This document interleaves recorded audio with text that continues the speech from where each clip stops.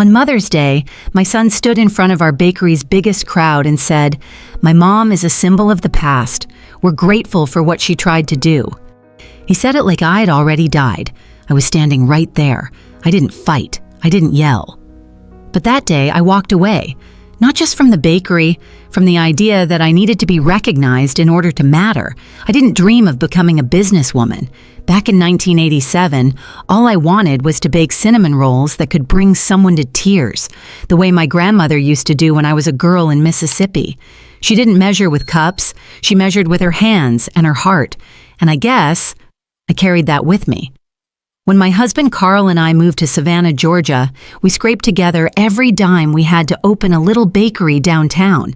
Nothing fancy. Brick walls, 2 ovens, and 1 display window that always fogged up when it rained.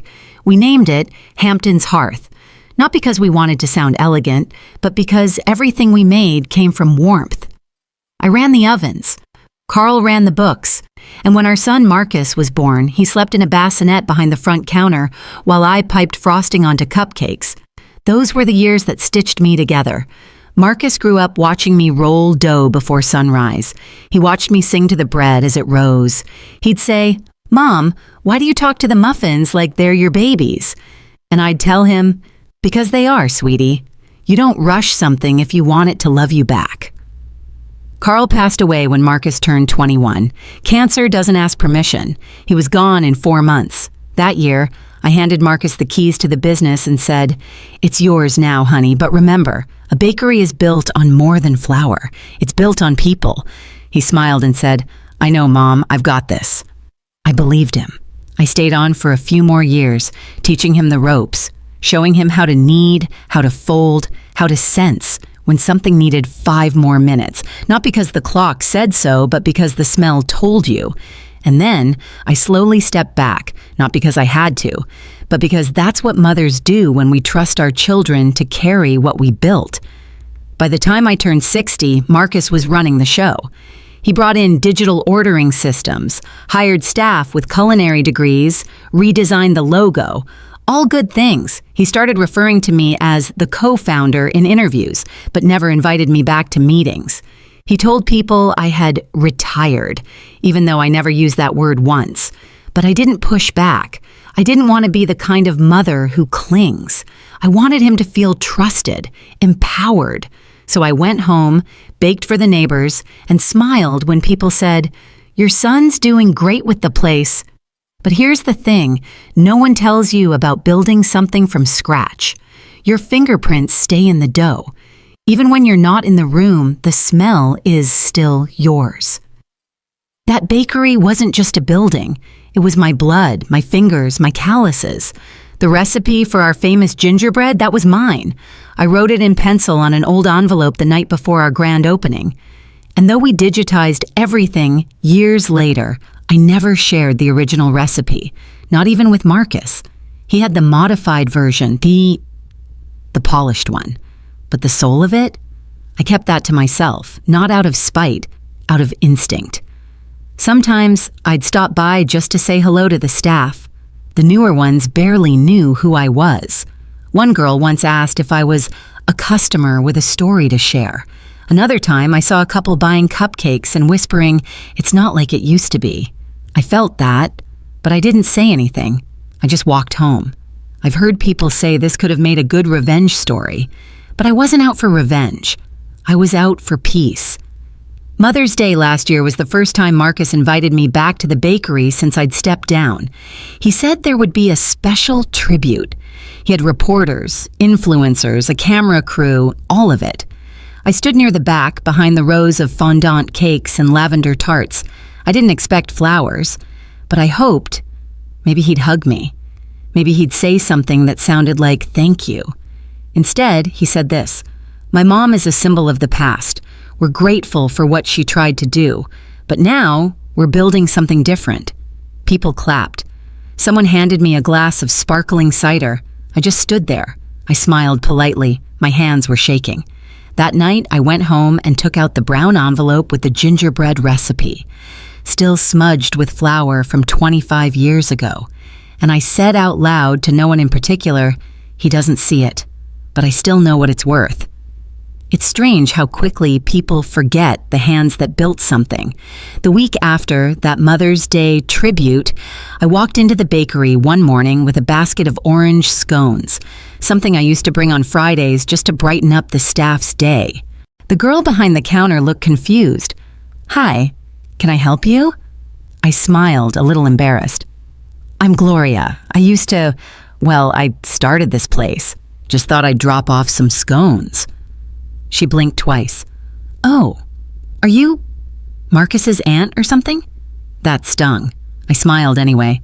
"No, I'm his mom." She glanced toward the kitchen, then took the basket hesitantly. "Oh, okay. Thanks, I guess?" I turned to leave. No hug, no "we missed you." Just a quiet goodbye to a place that used to know me by heart. A few days later, I looked up the bakery's website just to see what Marcus was doing with the brand. The About Us section had changed. The old photo of Carl and me, standing in front of the original oven covered in flour, was gone, replaced with a sleek, filtered headshot of Marcus in a designer chef's coat. It said, "Founded and led by Marcus Hampton, Hampton's Hearth has redefined Southern baking for a new generation." No mention of me, no mention of Carl. Just like we'd never existed. I didn't cry that day. I made myself tea, but I did sit at the kitchen table in silence for a long time. And here's the truth, whether it's pretty or not, it hurts more when you're erased by someone you raised, because you expect strangers to forget you, but not your own child. People say, "Well, maybe he didn't mean it like that," or "Maybe he just wants to make a name for himself." Sure, I get that. But there's a difference between building your own legacy and rewriting the past to pretend no one helped you get there. You ever feel that? Like someone rewrote your story, and left you out of the final draft? One evening, I walked past the bakery window. It was full of new faces, young staff, clean uniforms, seasonal decor. I watched as a woman held up a cupcake to her friend and said, "It's okay, but I swear it used to be better, like back when the place had that older charm." She didn't see me outside, but I heard every word, and I smiled, not because it was a compliment, but because someone remembered. That night, I pulled out an old box of newspaper clippings, articles from 1994, 2001, 2010, all talking about Hampton's Hearth and Miss Gloria's famous gingerbread. There was even one titled, "The Sweetest Soul in Savannah." I held the yellowed paper in my hands like it was some kind of proof that I'd existed. But then I folded it back, and I whispered to myself, "You don't need proof if you already know the truth." Have you ever felt like you gave your whole self to someone, your time, your love, your sweat, only to be told, without words, that you're no longer needed? If that's ever happened to you, tell me below. Even just one sentence. You don't have to explain everything. Just say, "I know how that feels," because I think a lot of us do, and we're not as alone as we think. Back in the story, the bakery kept getting press. One day, I saw a segment on the local morning show. Marcus was on TV talking about pushing boundaries in Southern pastry and modernizing tradition. When the host asked, "Where did your love of baking come from?" Marcus chuckled and said, I think I was just born with it." Born with it. Not raised by it. Not taught by someone's flour-dusted hands at 5 a.m. Just born with it. I turned off the TV. I didn't throw anything. I didn't scream. I just stared out the window for a long time. The hardest part of being a mother isn't the giving. It's realizing one day that the people you gave to most can forget the shape of your hands. And still, you love them. That's the cruel part. But that's also what makes it powerful when you finally say, "I may have been erased from your story, but I am not erased from myself." I started journaling again.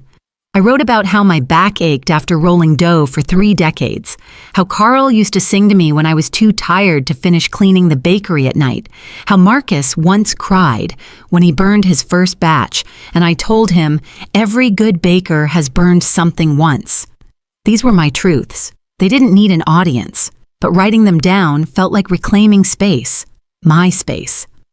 Sometimes when I see women my age in the grocery store, quiet, patient, with that tired but loving look, I wonder how many of them have been quietly pushed aside too. And if you're one of them, if someone ever acted like your best years were already behind you, let me say this. You are not a symbol of the past. You are the reason anything stands today. I didn't go back to the bakery after that, not because I was angry, not even because I felt ashamed, but because something in me quietly snapped the day Marcus said I was just a symbol of the past. It was like watching someone close the book of your life while you were still reading it. The mornings were the worst at first. I'd wake up at 5 a.m. without needing an alarm, like I'd done for 30 years. And for a second, I'd forget that I didn't need to turn on the ovens, forget that no one was waiting for cinnamon rolls or cream cheese frosting, forget that no one needed me. And then I'd just sit on the edge of the bed, staring at the wall, hands resting in my lap like they didn't know what to do anymore. The kitchen at home was too quiet. No trays clanging, no timer ticking, just silence. So I started baking again, not for customers, just for me. I'd make small batches of cornbread, pound cake, or that banana loaf Carl used to love. Some days, I'd wrap them up and leave them on my neighbors' porches with a handwritten note. No reason, just because. I guess I just needed to feel like what I made still had a place in the world. A few weeks later, I walked past Hampton's Hearth on my way to the pharmacy.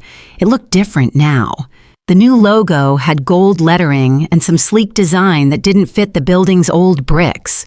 There were outdoor tables with imported flowers in glass jars. Young people tapping on laptops, sipping oat milk lattes. No scent of gingerbread, no laughter from the kitchen. It was pretty, but it wasn't warm. I lingered at the window. Inside, a girl was frosting cupcakes with perfect piping, textbook technique, but no soul. I knew that because she kept glancing at her phone every 5 seconds, and in the far corner, Marcus was sitting at a polished desk, talking to someone in a suit, probably a supplier, or maybe an investor. He looked up, saw me, and didn't wave. He just looked away, like I was part of the sidewalk, like I was no different than the pigeons. That night, I didn't cry. Instead, I cleaned my pantry, took every jar off the shelf and dusted behind it, scrubbed the sink until it gleamed, and then I sat on the floor and let the quiet wrap around me like a cold blanket. It hit me then. This wasn't about losing a job, or even a bakery. It was about losing the right to exist in the space you built. You know, people always ask mothers to let go, but no one talks about how it feels when the letting go turns into being erased, not pushed aside with gentleness, but rewritten, forgotten. That's a different kind of grief. It doesn't scream, it whispers, "You were never here." I tried once, just once, to visit during customer hours, not to cause trouble, just to get a cookie, something small. The young cashier looked up with her bright, rehearsed smile and said, "Welcome to Hampton's Hearth. Have you visited us before?" I stared at her, and for a second I almost said, "Yes, I was here before any of you." But I didn't. I smiled and said, "First time."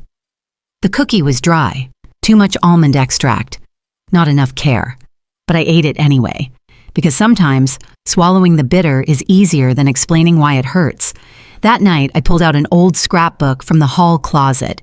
It had yellowed photos of me and Carl in aprons, our son with flour on his cheeks, newspaper clippings, recipes scribbled in the margins, and right in the middle, a picture of the grand opening, 1991.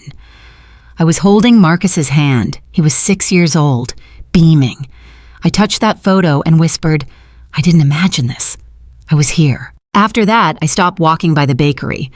Instead, I'd take the long way around town, past the dog park, the little library with the broken bench out front, the hardware store where Carl used to argue about screws.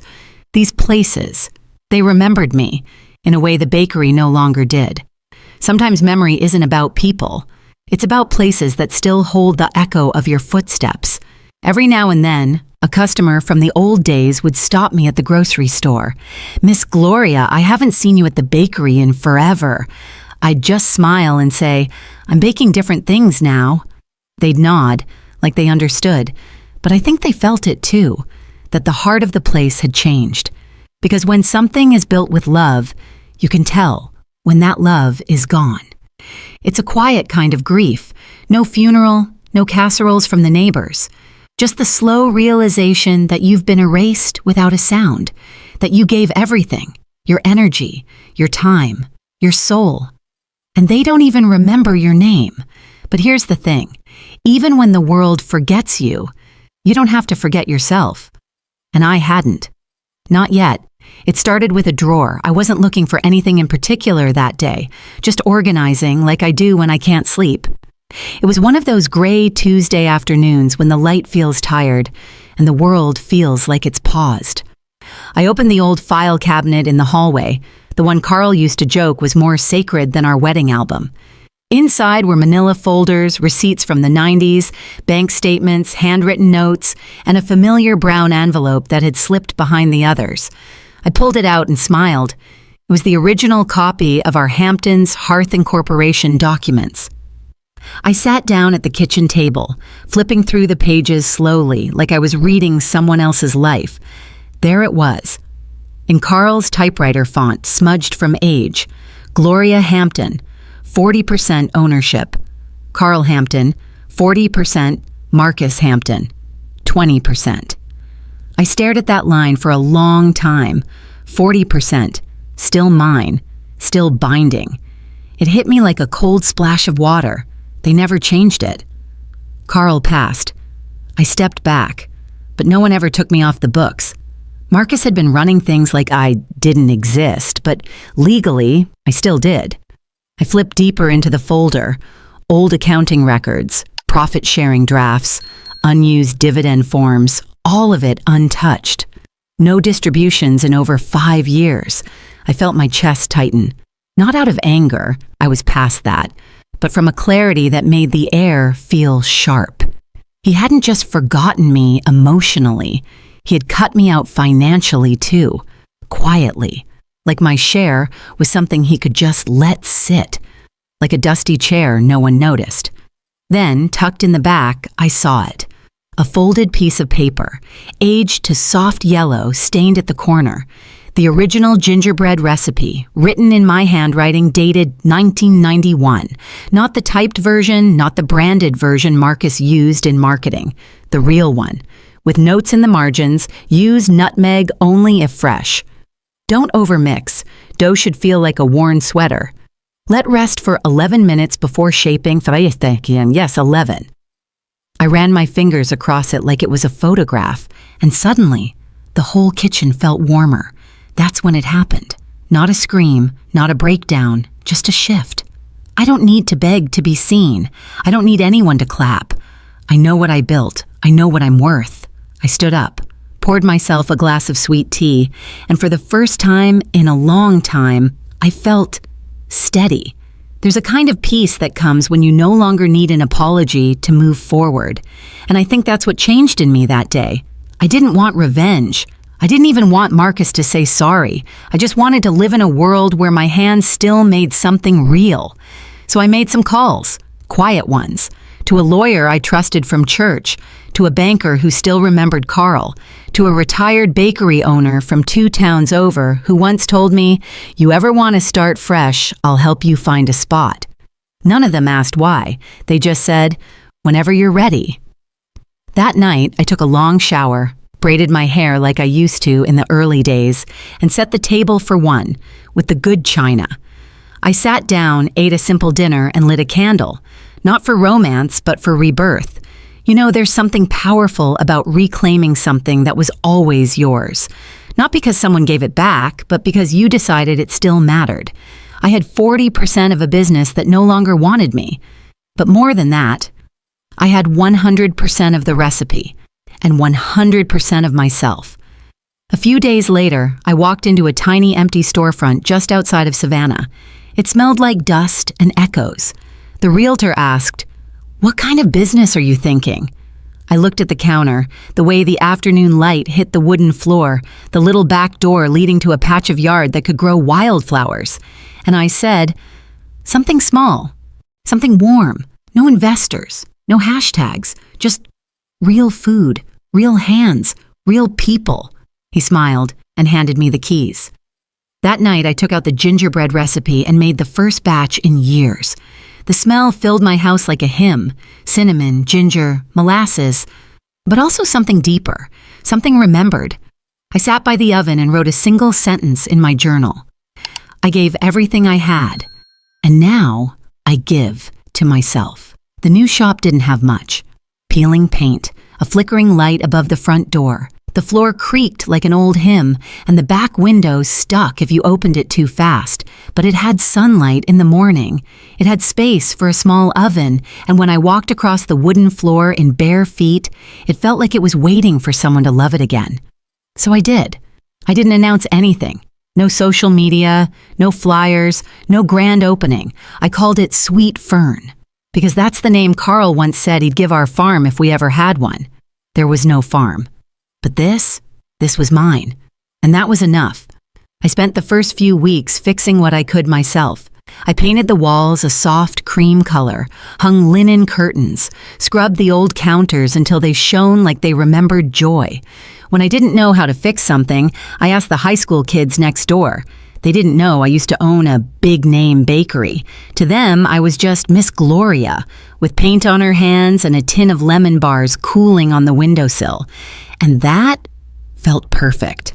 The menu wasn't big. Gingerbread, of course, made the old way, but also brown sugar biscuits, peach cobbler, a few pies depending on the season. Everything small batch, everything from scratch, everything from the heart. One Saturday morning, a woman walked in. Gray curls, blue cardigan, a kind smile that had seen years.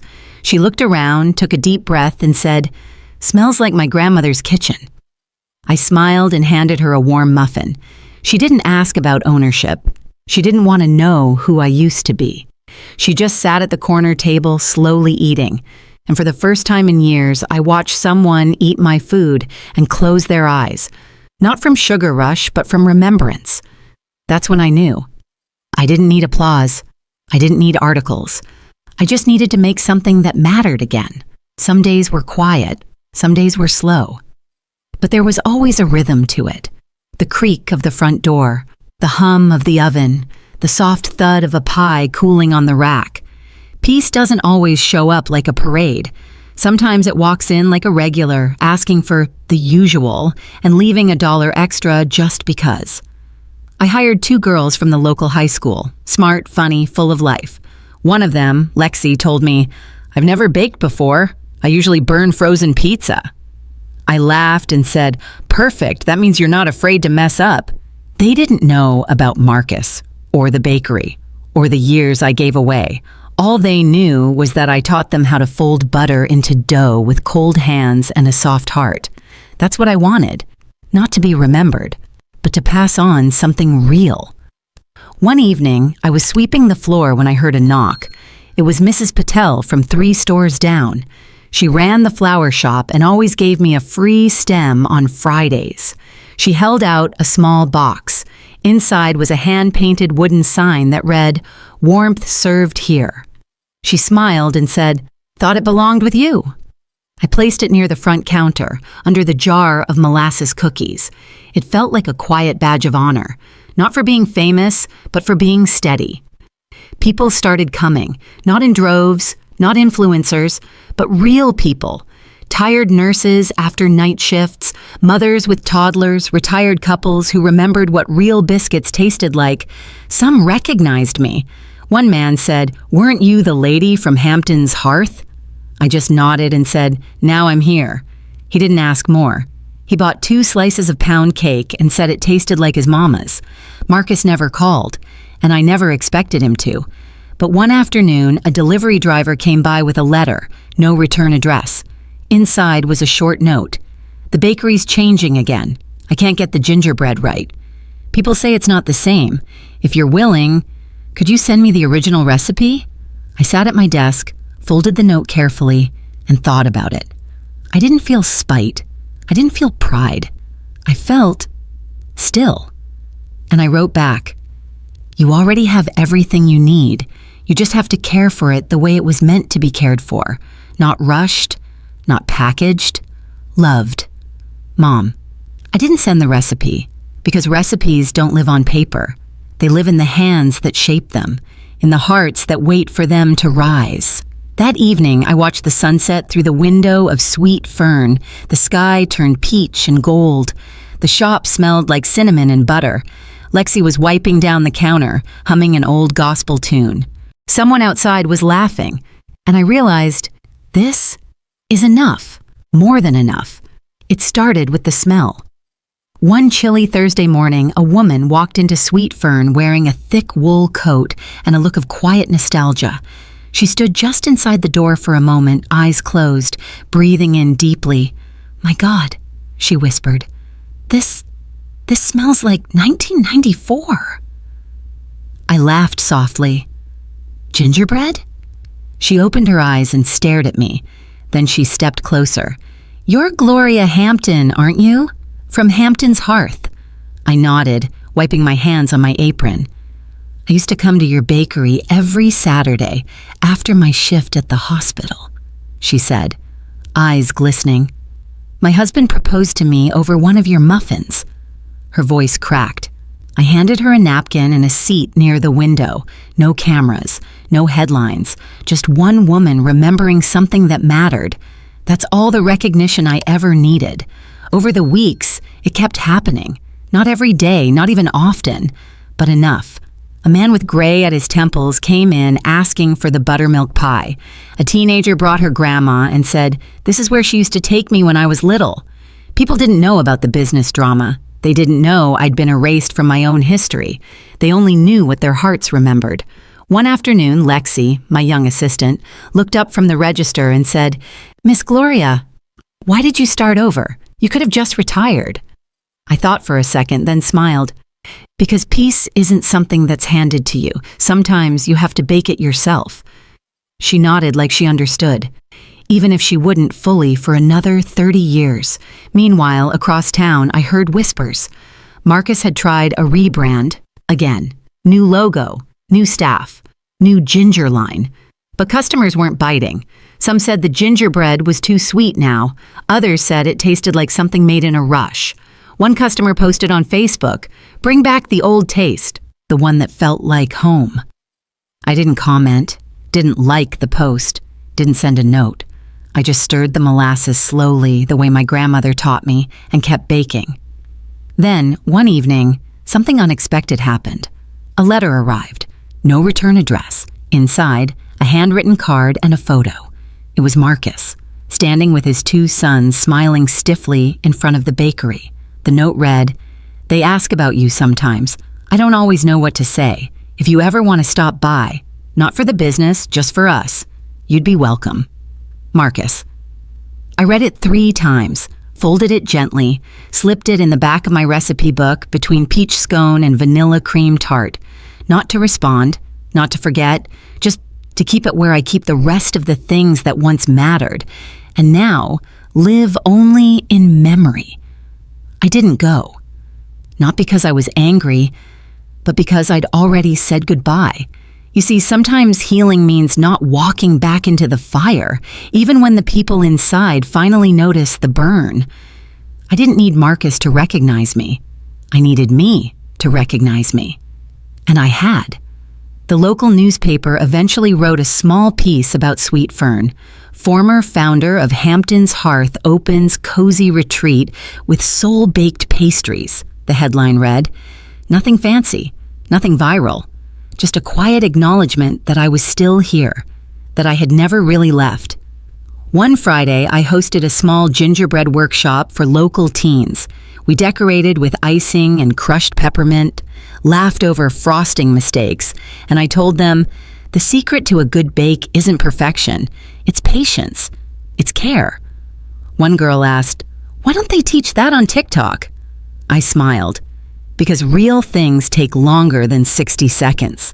That night, I sat outside the shop with a cup of hot tea, watching the last orange light of the sun dip behind the trees. No one was clapping, no one was filming, but my soul felt full. The kind of full you don't get from being famous, but from being faithful to what matters. If you're reading this, maybe you felt it too. Maybe someone once erased you from the story you helped build. Maybe your name was taken off the wall, or your worth was buried under someone else's ambition. I want you to know, you still matter, even if no one claps, even if no one thanks you. Sometimes the most powerful revenge is rebuilding a life so good, so true, that you no longer need to prove anything to anyone. Tell me below, was there ever a moment when you realized you didn't need to be seen because you saw yourself again? You don't have to write a novel. Just one sentence is enough. Maybe someone else here needs to see it too. Because here's the quiet truth. You don't need to return to be remembered. You just need to rise, even if no one's watching. And that's the end of my story. But maybe it's the beginning of yours.